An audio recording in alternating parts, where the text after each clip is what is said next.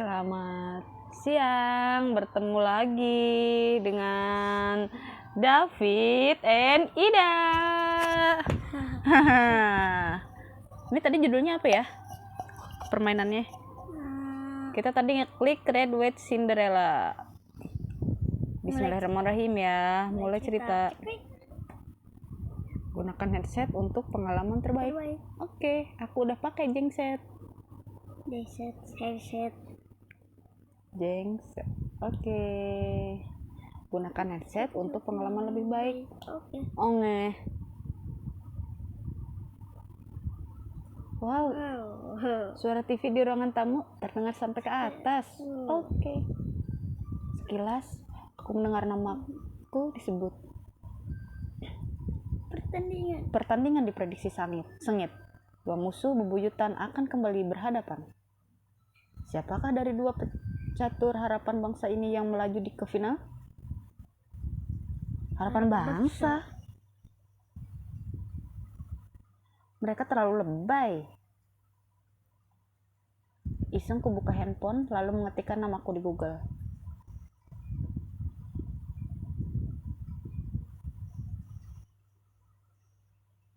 Namaku adalah Tiara. Oke.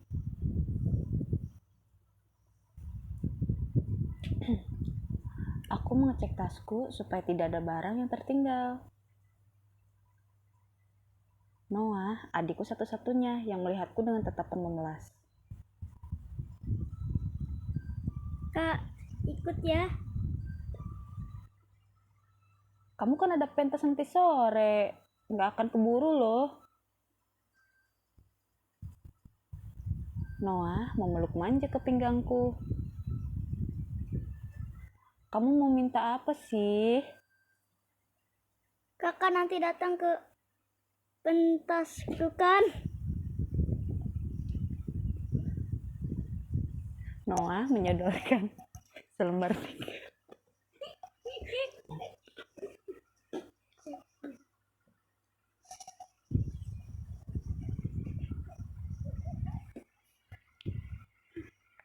Aku melihat jadwal pentas di tiket itu.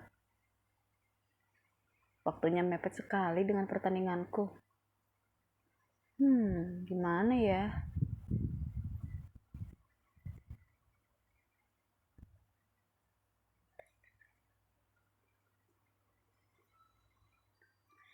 Selesai tanding, kakak langsung ke pentasmu. Beneran kak, asik. Biarlah, kalau cepat-cepat pasti keburu. Yang penting dia senang. Yang penting nanti jangan telat ya kak. Kalau pertunjukannya udah mulai, nggak ada lagi yang boleh keluar masuk. Oke tuan muda. Tapi nanti kamu jangan jadi apa sih? Narator atau pohon? Enak aja. Kenalin nih tokoh utamanya. Aku nanti jadi bawang putih dong. Hah? Gak salah kamu. Bawang putih kan anak perempuan. Enggak kok. Makanya nonton kak. Kubiarkan saja dia. Aku senang berkateter. Noah jadi lebih pede. Sebelumnya dia selalu gugup gara-gara tanda lahir uniknya. Aroma apa nih? Kok aku baru sadar? Kamu pakai parfum apa lagi? Aku mendekatkan hidungku ke Noah. Noah kabur secepat kilat. Kakak kan udah bilang, papa gak suka kalau kita masuk kamar mereka. Nanti kita dimarahin lagi. Ih kak, kok masih kecium sih? Aku kan pakainya tadi malam, cuma dikit kok. Kakak masih bisa nyium tuh. Hidung kakak kayak bisa deh dipakai ngelacak aku dari jauh. Aku melirik jam tanganku. Sudah waktunya berangkat. Kakak duluan ya.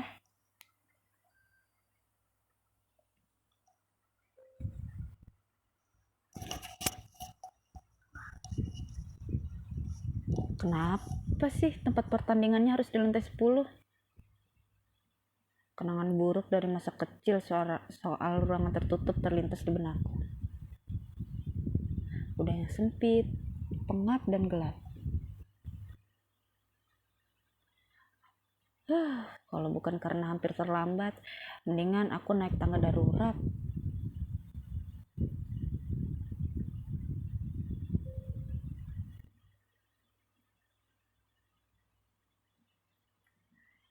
Aku melihat sekeliling sambil mencari teman dudukku. Mana ya?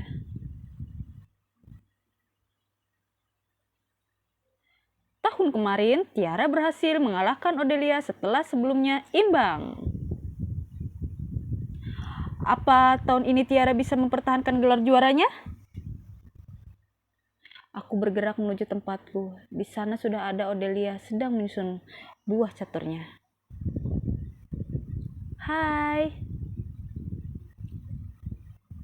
Odelia, mukamu pucat banget.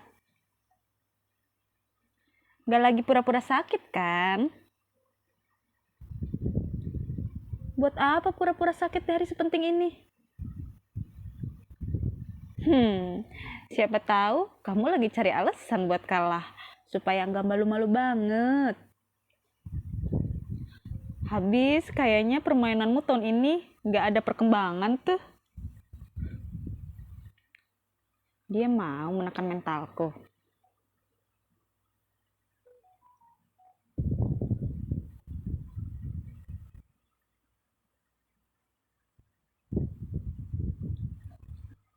Peringatanmu tadi ku kembalikan. Mulai sekarang siapin alasan, karena kamu yang akan kalah. Pertandingan kami pun dimulai.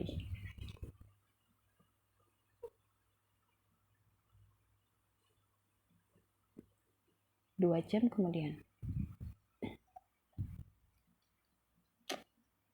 Aku tersedak.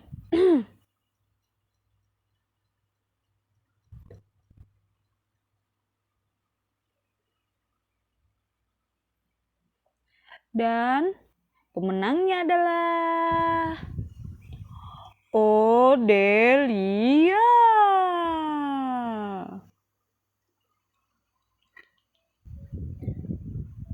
Odelia mengulurkan tangannya. Aku menyelaminya. Nanti aku kirim foto kenanganku dari Rusia. Sombongnya itu gak pernah berubah. Dia betul-betul ngeremehin aku. Sudahlah Tiara, nanti malam ayo analisis pertandingan tadi. Selanjutnya aku pasti bisa mengalahkan dia. Oh, adikku telepon. Kak, gimana pertandingannya? Oh, itu.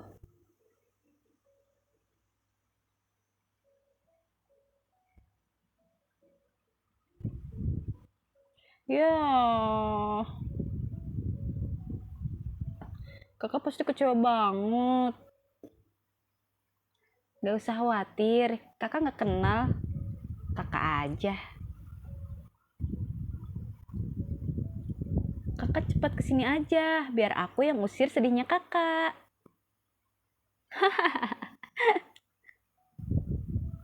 Iya, berangkat nih. Aku tinggalkan aula pertandingan menuju tangga darurat.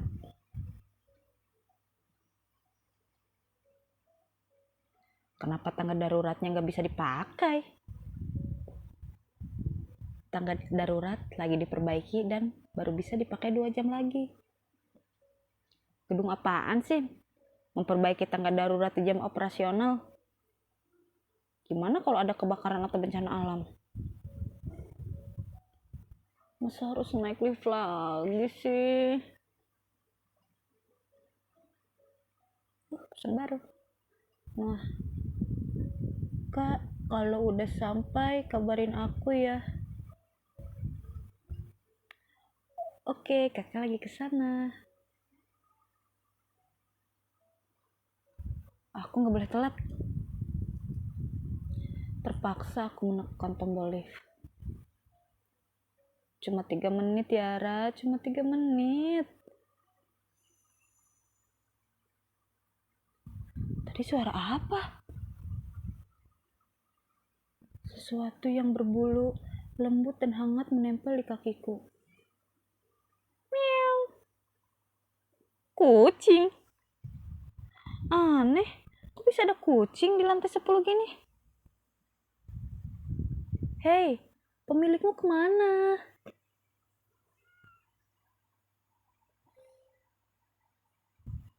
Aku cepat-cepat berpamitan pada kucing itu, lalu masuk lift.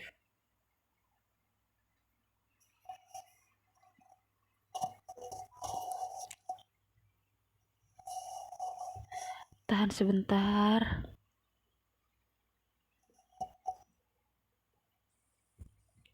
Kenapa ini?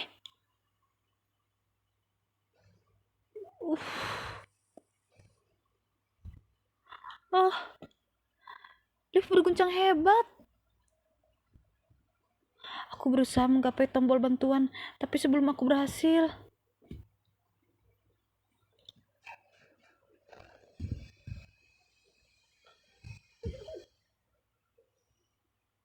lift terjatuh dengan cepat.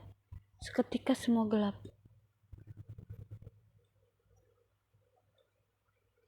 Ma, Pa, besok Noah ulang tahun.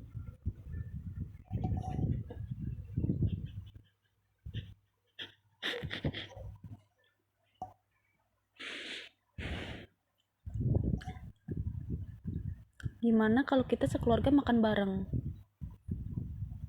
Aku udah pesan tempat di restoran favorit kalian. Mama harus lembur. Ini uang, kamu belikan Noah hadiah ya. Makan bareng ya, Pa.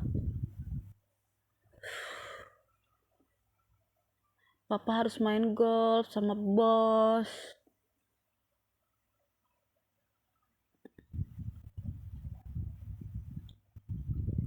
Kak, Papa sama Mama gak sayang ya sama kita? Apa gara-gara aku jelek? Jangan ngomong gitu. Kamu gak boleh mikir gitu. Mereka sibuk kerja biar kita bisa sekolah, bisa makan. Kamu itu anak yang berharga.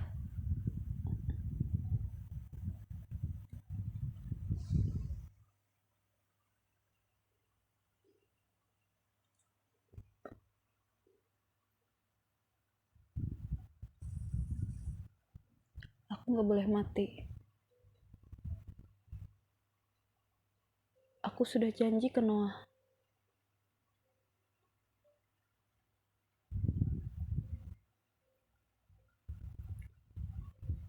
Tolong siapapun, kalau Tuhan memang ada, selamatkan aku.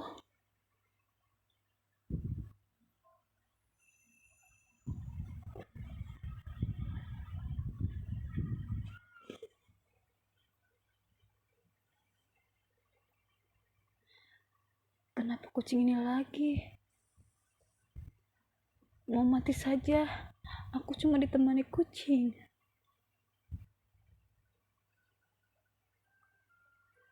Aku bisa menyelamatkanmu kalau kamu siap dengan konsekuensinya. Kucingnya bicara.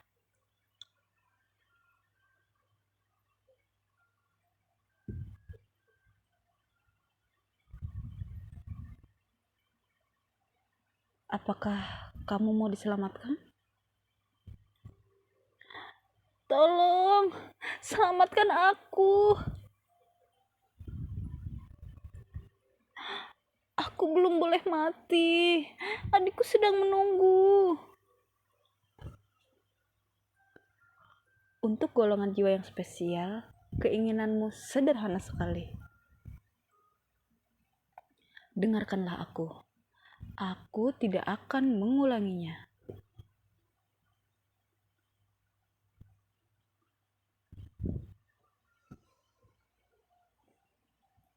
Kamu harus menyatukan panji merah yang penuh amarah.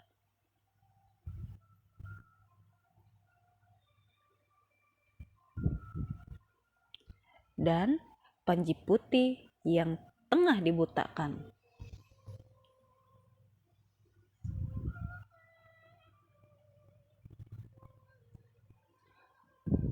Kamu harus mencegah kehancuran dan menyelamatkan banyak nyawa.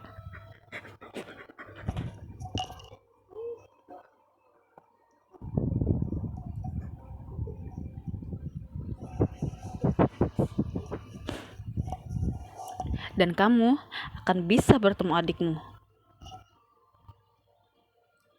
Siap menerima takdirmu, Tuan Putri?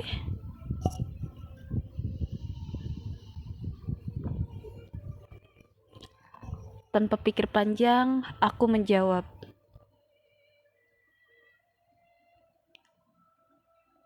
aku bersedia.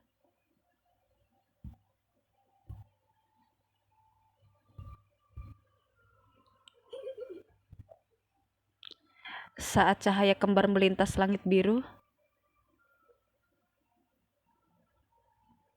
saat itulah takdir manusia bisa diubah.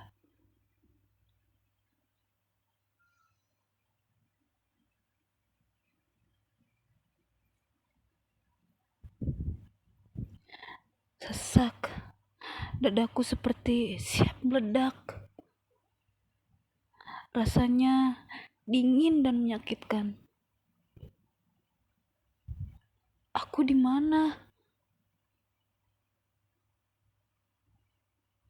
Begitu membuka mata, aku sudah dalam air. Aku refleks, berenang sekuat tenaga.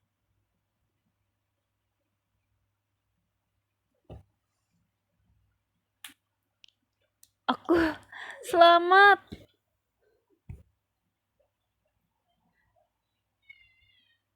Kenapa tadi aku bisa ada di sana?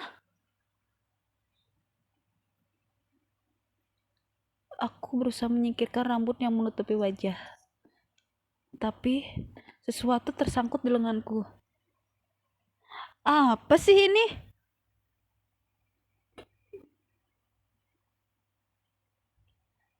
Kenapa bajuku seperti ini?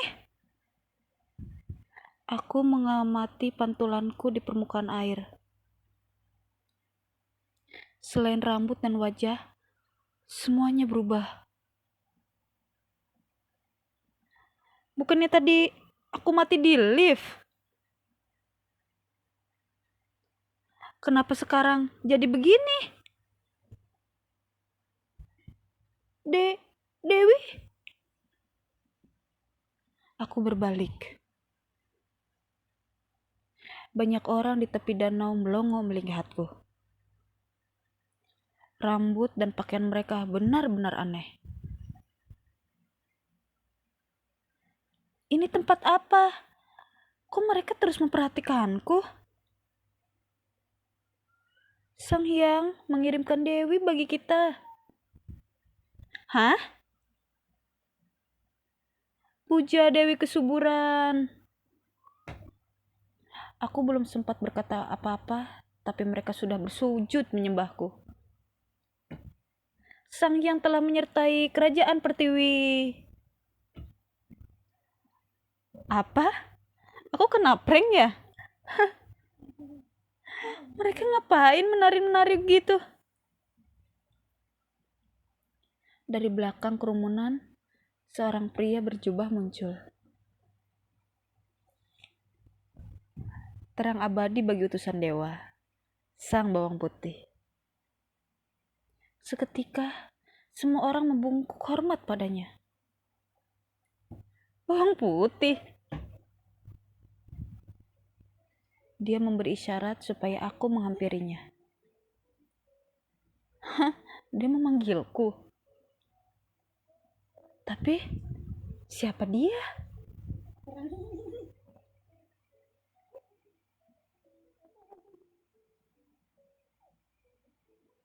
Bagaimana kalau dia ternyata jahat? Aku terdiam, tidak tahu harus bagaimana. Hembusan angin membuatku gemetar. Aku menggosok-gosok lenganku. Kalau dilihat-lihat, pria itu sebenarnya gak berbahaya. Kalau mau mencelakaiku, pasti sudah dari tadi. Meski masih ragu, aku akhirnya mendekati pria itu.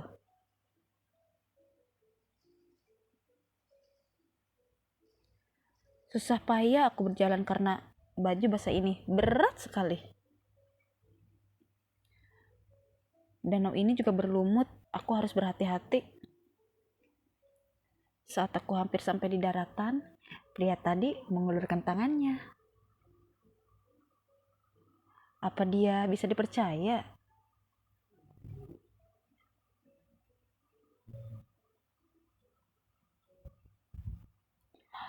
Aku baru akan menggenggam tangannya, tapi aku terpeleset. Pria itu menarikku, lalu satu tangannya menyangga tubuhku.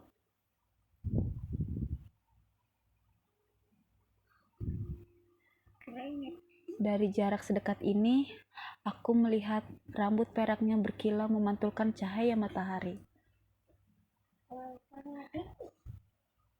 Kamu baik-baik saja?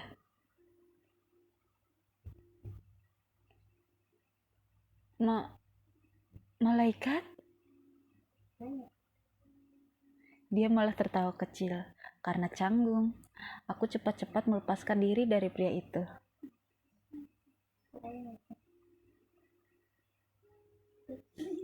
Terima kasih atas pujianmu. Kamu tidak apa-apa. Aku menjawab pertanyaannya dengan anggukan. Seorang pria yang tampak seumuran dengan ayahku menghampiri kami. Seorang wanita mengikutinya dengan sikap patuh. Siapa bapak-bapak ini?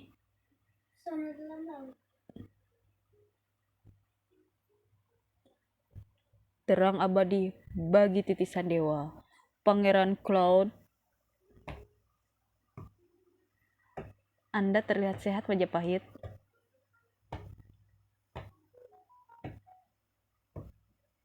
Pangeran? Mahapati? Terang apa tadi? Aku tidak mengenali mereka. Situasi ini membuatku bingung. Maaf. Apa ada yang bisa menjelaskan ini di mana? Kalian siapa? Seketika semua menoleh padaku. Muka mereka tampak percaya. Pria yang dipanggil Mahapati tadi menarik lenganku ke sampingnya. Dia berbisik menegur. Jangan mempermalukan keluarga kita di depan pangeran. Maaf yang mulia, putri saya telah mengacaukan upacara. Mboknya tidak bisa menjaganya dengan baik-baik. Pria tua itu melirik sinis ke ibu yang tadi mengikutinya. Ibu itu terus menunduk, tidak berani mengangkat wajahnya. Ini bukan masalah besar, Mahapati. Tapi, apa putrimu baik-baik saja? Mungkin sebaiknya kalian memanggil dokter. Orang-orang di tepi danau kembali kasak-kusuk. Loh, tadi katanya dia Dewi.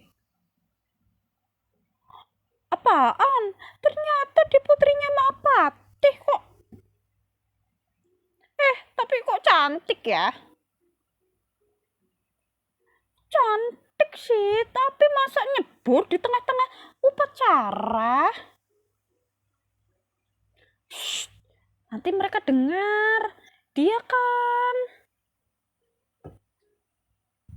Putri Mahapati tenggelam. Aku tidak mengerti satupun yang mereka katakan. Pakaianku memang aneh. Tapi sampai beberapa menit yang lalu aku masih terkapar di lift.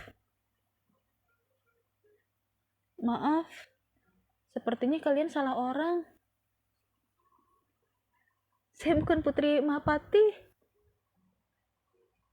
Mereka kelihatan makin bingung. Aku heran apa yang aneh dari kata-kataku. Maaf, bisa tolong antarkan saya saja ke kantor polisi terdekat.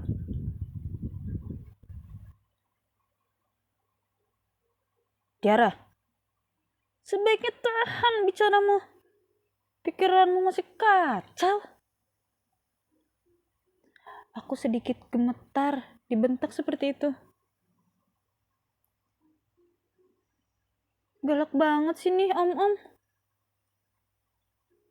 Tiba-tiba kerumunan orang di depanku berbisik. Serentak mereka semua membungkuk, lalu kerumunan terbelah dua seolah membuka jalan. Seorang pria misterius dengan rambut hitam muncul. Matanya tajam tertuju padaku.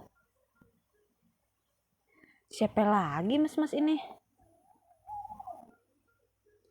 Terang abadi bagi utusan dewa. Sang bawang merah. Tadi putih, sekarang bawang merah. Bawang putih dan bawang merah. Pria itu menghampiri kami dan berdiri di hadapanku.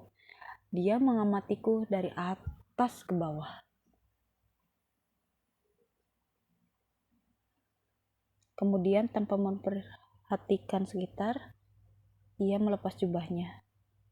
Lalu memakaikannya padaku.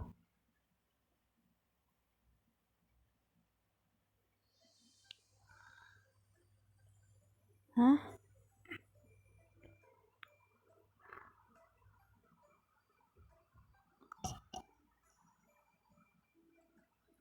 Pakai ini dulu. Terima kasih. Aku tidak menyangka dia akan meminjamkan jubahnya padaku.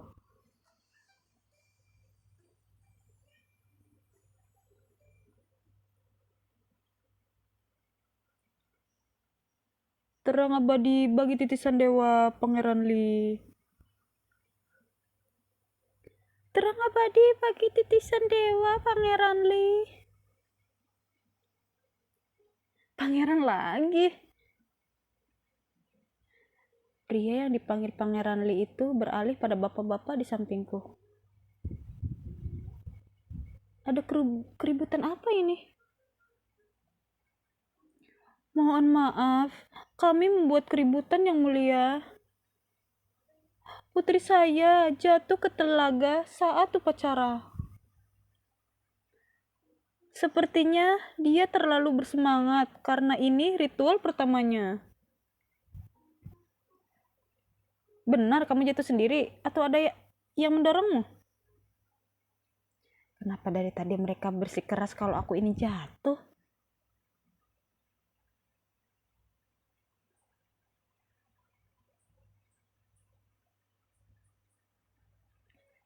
Saya sudah bilang tadi, saya nggak jatuh. Tadi saya naik lift, tiba-tiba liftnya putus. Saat bangun, saya sudah di dalam air. Lagi-lagi, semua kebingungan mendengar penjelasanku. Mereka saling bertukar tatap. Pria bernama Li yang pertama bicara lagi. Kamu mungkin masih bingung, tapi aku butuh tahu apa yang terjadi. Sudahlah Li, tunda dulu interogasimu. Kamu tidak lihat dia kedinginan. Dan ikut campur, ini sudah prosedurnya. Paling tidak aku sudah memberikan jubahku. Sebelum kamu datang, aku sudah lebih dulu menolongnya. Kau. Sekarang mereka malah berdebat. Susah banget bicara dengan mereka.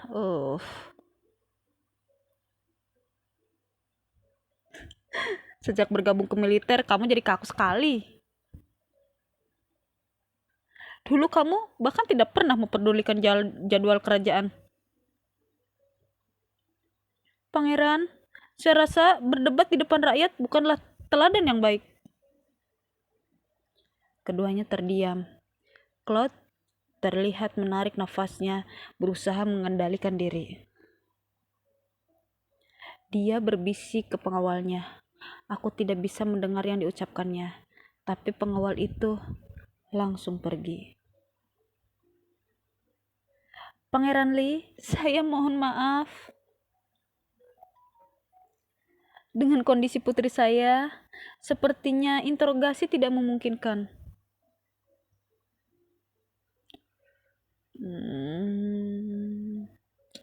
Baiklah, saya akan mampir ke rumah Anda nanti malam. Lee berbalik pergi. Orang-orang kembali minggir dan membungkuk kepadanya. Sebenarnya, kenapa aku jadi terjebak di tempat aneh ini? Rasanya ini terlalu nyata kalau disebut prank. Apa ini semacam masa lalu? Jangan-jangan habis ini aku harus belajar naik kuda. Sebuah mobil mendekat. Bagian kap dan sisi badannya dihiasi ukiran emas.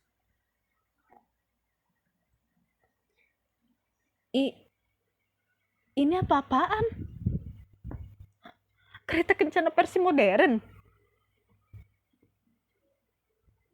Mahapati, putri Anda tidak mungkin pulang seperti itu. Jarak telaga ini ke ibu kota terlalu jauh. Bagaimana jika dia singgah ke peristirahatanku? Dia bisa ganti baju, lokasinya pun lebih dekat. Terima kasih atas kebaikan Anda, Yang Mulia Pangeran. Aku ikut ke rumahnya.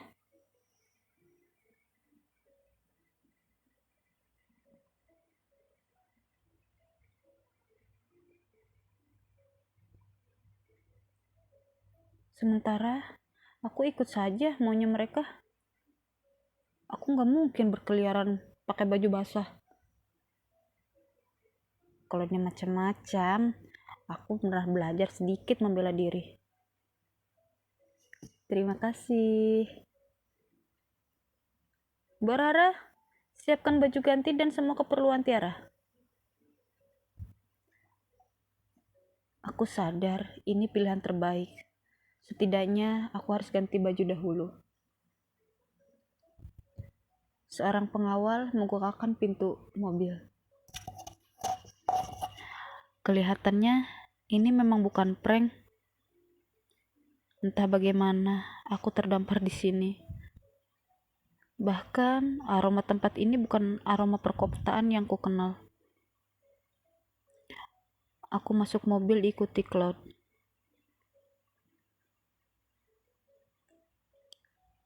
Sebelum pintu ditutup, Mbok Rara menyerahkan sesuatu padaku. Nona, ini handphonenya. Saya menyusul. Ada handphone juga. Untuk kesekian kali hari ini, Claude dan Rara tertegun menatapku. Setelah ganti baju dan minum yang hangat nanti, kamu pasti akan merasa lebih baik. Tatapan kasih Claude membuatku malu. Dia mungkin diam-diam menganggapku konyol. Ikuti saja dulu Tiara, ikuti dulu.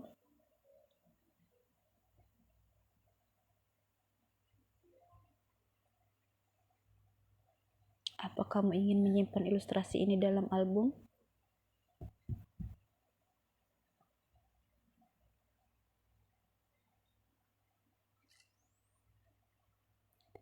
ilustrasi berhasil disimpan.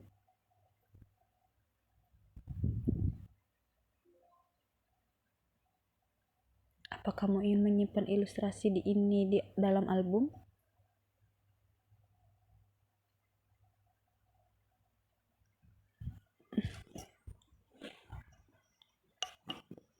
Ilustrasi berhasil disimpan.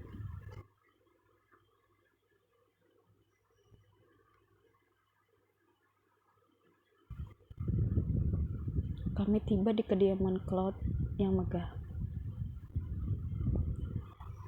Claude keluar ruangan, membiarkanku ganti baju. Tentu saja, Mbok Rara membantuku memakaikan kain-kain itu. Gaun biru dengan akses lokal.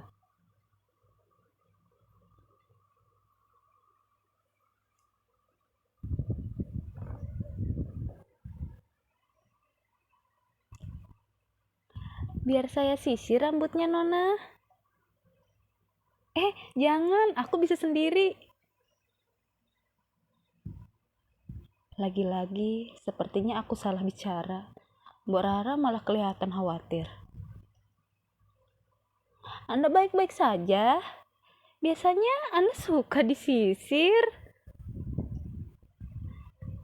Kali ini aku mau sendiri. Baiklah. Saya akan kembali kalau mobil sudah siap. Silahkan Nona istirahat.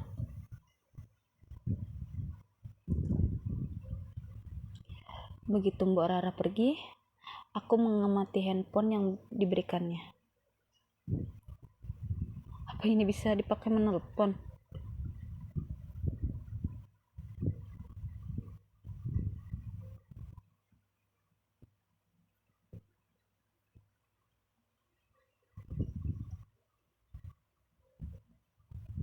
Lalu muncul pemberitahuan nomornya tidak dikenal. Sebenarnya apa yang aku harapkan? Bayanganku terpantul di cermin. Wajahku tidak berubah, tapi aku merasa asing.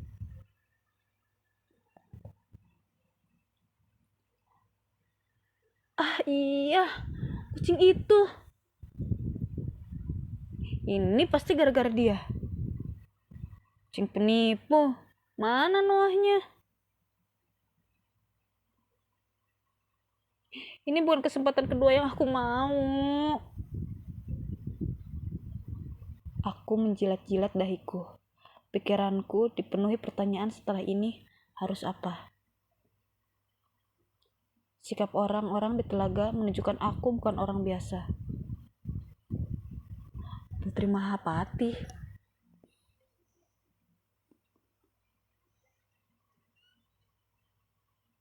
Ada yang membuatmu tidak nyaman? Claude masuk diikuti pelayan yang membawakan minum. Cuma sedikit pusing. Minumlah dulu. Aku belum tahu apa yang kamu suka, jadi pilih saja. Pelayan menghidangkan 3 minuman bagiku. Semua punya aroma enak. Minuman mana ya yang sebaiknya aku coba?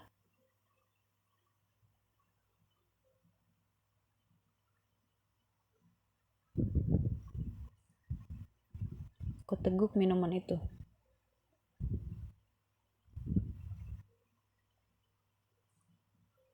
Seteguk, 2 teguk. Sementara Claude menikmati minumannya sambil mengamatiku. Tapi aku tidak terlalu memikirkan sikap Claude karena minuman ini enak sekali. Rasa tehnya kok beda ya? Maaf, teh apa ini? Enak sekali. Aku ketagihan meminumnya. Itu cuma teh hitam biasa. Tapi campurannya bawang kualitas terbaik. yang termanis di seluruh kerajaan Pertiwi. Mendengar jawaban Claude, aku spontak batuk-batuk. Sisa minuman di cangkirku jadi kelihatan menjijikkan. Jangan bercanda. Tapi ekspresi Claude tidak terlihat bercanda sama sekali. Apa minumannya nggak sesuai seleramu? Bukan begitu. Aku cepat-cepat meletakkan cangkirku. Bawang dalam teh? Apa mereka nggak tahu gula? Oh iya, kamu nggak perlu bicara seformal itu padaku. Mana bisa aku seenaknya, dia kan pangeran. Santai saja, panggil aku Claude. Tidak mungkin, Anda pangeran. Saya? Kan aku duluan yang bicara santai padamu. Apa aku harus memerintahkan supaya kamu bicara santai padaku?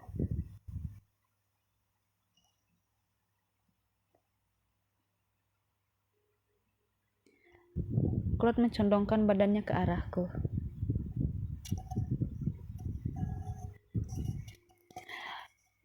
Coba panggil namaku.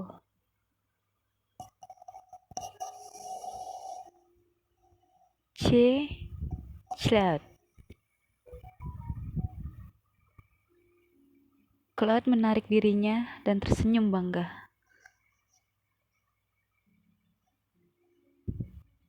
Gampang kan? Toh, kedepannya kita kan akan sering bertemu. Sering ketemu? Bagaimana aku bisa santai kalau orang memanggilku titisan dewa? Aku harus mengikutinya demi mencari informasi soal dunia ini.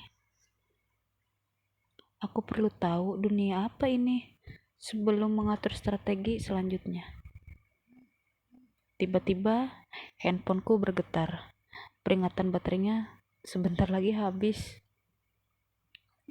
Boleh aku pinjam charger? Silahkan. Claude tidak bergerak, hanya tersenyum. Boleh pinjam charger? Iya, silahkan. Silahkan, tapi nggak dikasih. Jadi, mana kabel chargernya? Maksudmu? Iya, chargernya mana?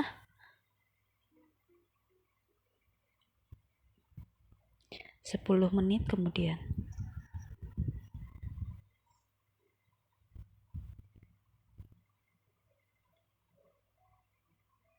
Wow, mejanya nge-charger. Claude malah tertawa. Aku takjub melihat baterai handphone mulai mengisi begitu diletakkan di sudut meja. Kamu ini seperti gak pernah ngecas handphone saja. Padahal kabel itu gak praktis dan cepat rusak. Kalau soal gak praktis, lalu bagaimana dengan baju kita? Siapapun pencipta teknologi ini, terima kasih. Sama-sama. Sama-sama. Ini kamu yang ciptakan.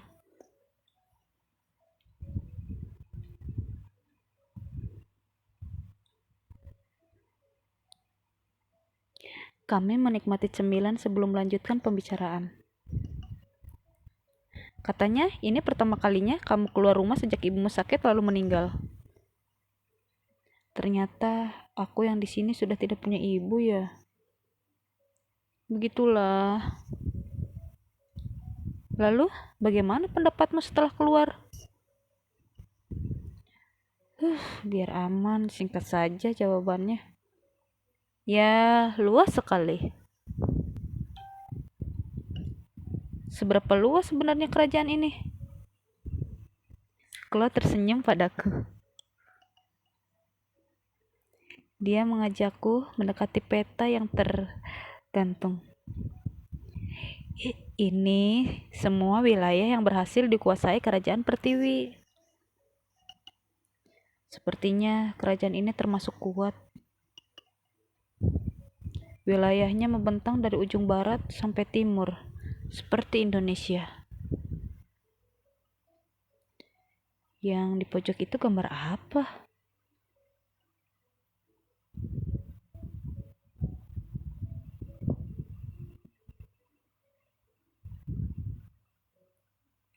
Aku melihat gambar itu dan berusaha mempelajarinya. Dari situ aku memahami sesuatu. Ternyata keluarga Mahapati di sini sangat penting dan berpengaruh.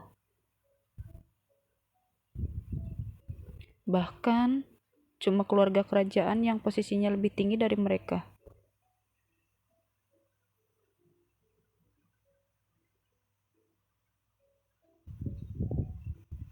Jadi, aku putri keluarga sepenting itu. Aku juga jarang sekali keluar ibu kota. Cuma setahun sekali tiap upacara. Bukannya sebagai pangeran, kamu bisa bebas kemanapun. Semuanya bawahanmu. Pasti bisa menyiapkan segalanya. Claude menghela nafas sambil memperhatikan peta kerajaan. Jari-jarinya menelusuri area-area di peta itu. Sayangnya, gak selalu bisa begitu. Aku pun ingin menjelajah semua wilayah ini satu persatu. Bukan sekedar lewat karena harus buru-buru mengejar jadwal. Tapi, tanggung jawabku lebih banyak mengharuskanku ke kerajaan lain. Apa seorang pangeran punya waktu bersenang-senang? Aku gak yakin apa membaca di perpustakaan bisa disebut bersenang-senang. Kadang istana juga mengadakan pesta. Sayangnya selama ini kamu gak pernah datang. Aku cuma menjawabnya dengan senyuman. Perhatianku tertuju pada lukisan seorang perempuan dengan mahkota di kepalanya.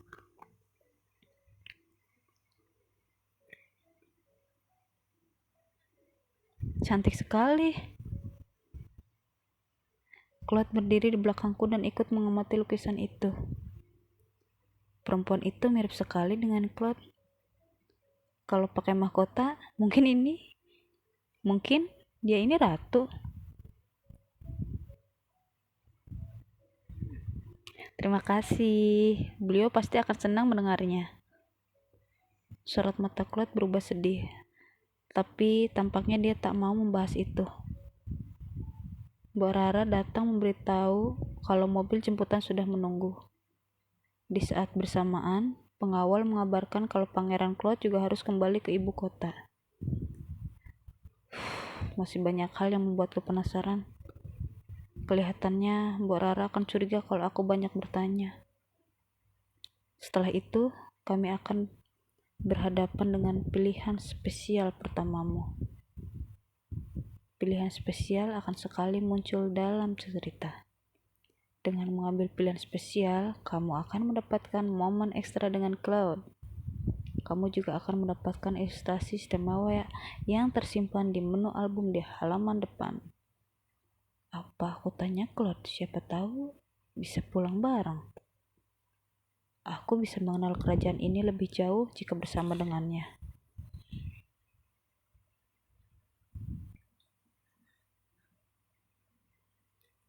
Aku pulang sendiri aja, dia sudah banyak membantuku.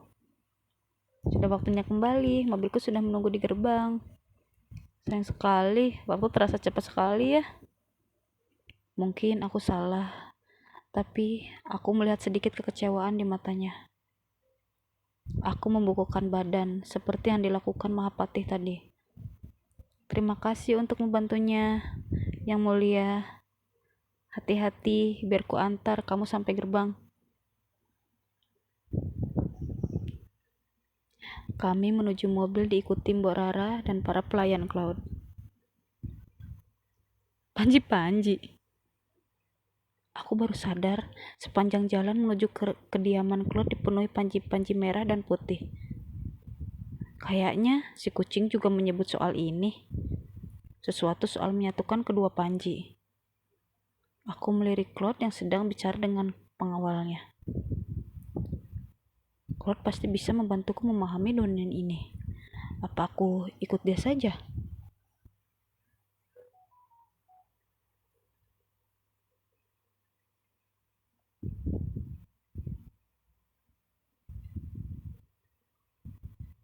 Mungkin kapan-kapan aku bisa tanya seseorang. Istirahatlah.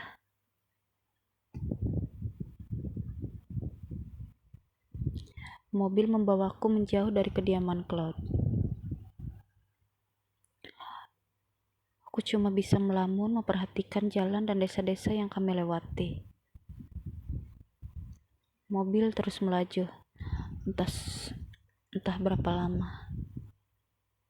Aroma laut. Pak supir, apa sebentar lagi kita lewat pantai? Iya, Nona. Ku buka sedikit kaca mobil supaya angin bisa masuk. Sampai di puncak bukit, sejauh mataku memandang, terhampar deretan bangunan yang dikelilingi dinding-dinding batu. Area itu dibelah jalan besar, berkelok, yang diapit pepohonan. Kota yang sibuk. Kapal-kapal berjejer di sepanjang kanal yang terhubung langsung ke lautan. Pemandangan seperti ini cuma ada di imajinasiku sebelumnya. Selamat sore, Nona. Kami berpapasan dengan pengawal-pengawal berbaju zirah. Seruan semangat mereka mengalahkan derap langkah kudanya. Barisannya panjang sekali. Aku berusaha melihat ke ujung barisan. Ku keluarkan kepalaku dari jendela mobil. Wah,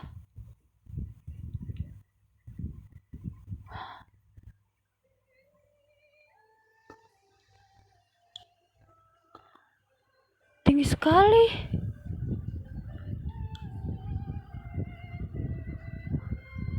Hati-hati kepalanya, Non.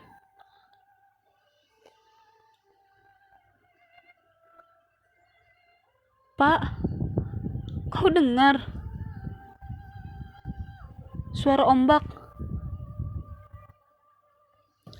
Aku pasti kelihatan bodoh sekali sekarang, tapi aku tidak peduli. Para pengawal bertombak berjaga di kanan kiri gerbang.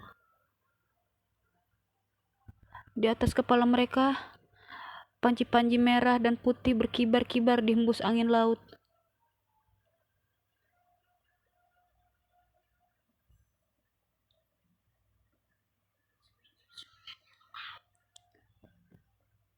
Bawang dari panji putih, bawang putih.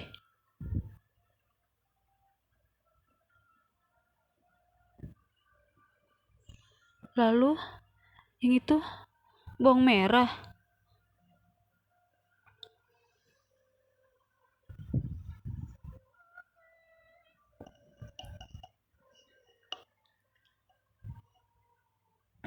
Mereka bawang putih dan bawang merah. Semakin ke dalam, hiruk pikuk kesibukan kerajaan Pertiwi semakin terlihat. Aku memandangi rumah-rumah megah, gudang bata, deretan penginapan, dan kios-kios pedagang. Jam segini, semua masih berdagang. Para wanita menantang keranjang, belanja sambil memilih-milih bahan makanan. Tapi aku teringat lagi pada panji itu. Bukannya bawang putih dan merah itu adalah anak perempuan.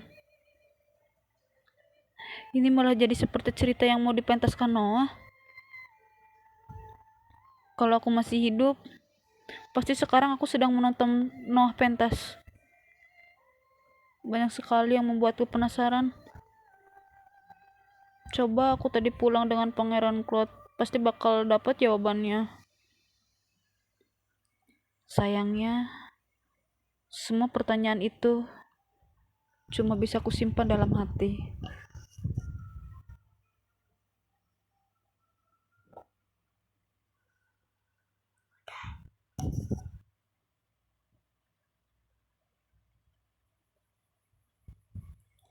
Ganti baju dulu, Nana. Sebentar lagi makan malam.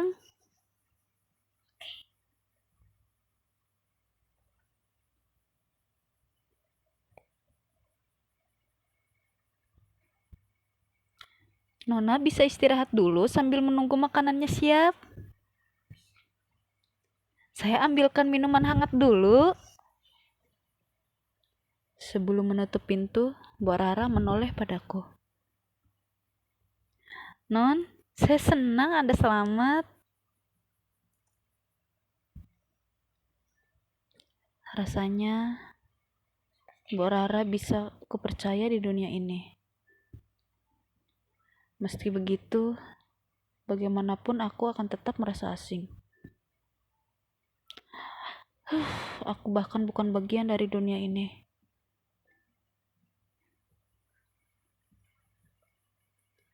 Sudah sampai rumah. Baru sampai.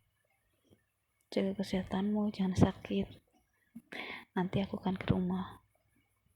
Ada beberapa hal yang harus kutanyakan soal kejadian di Telaga. Kenapa Putri Majapahit sudah punya nomor Li? Aku nggak tahu apapun soal kehidupan si Putri Majapahit ini. Ini semua gara-gara kucing aneh itu. Pada cara untuk menemui dan minta penjelasannya. Aku harus bagaimana?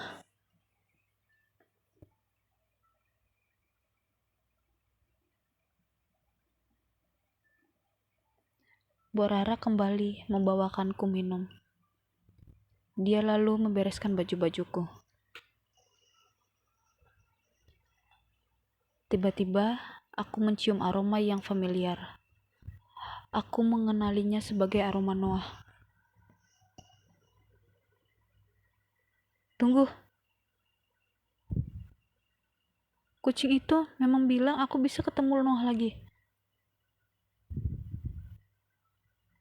Selama ini penciumanku nggak pernah salah.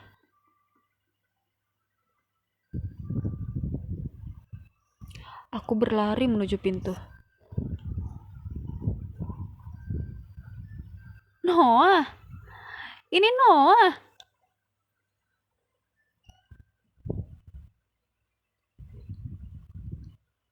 Hai, lama tak jumpa.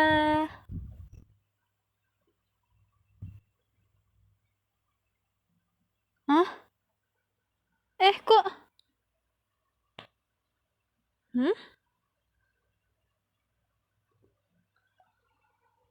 Kok kamu bengong? Kamu?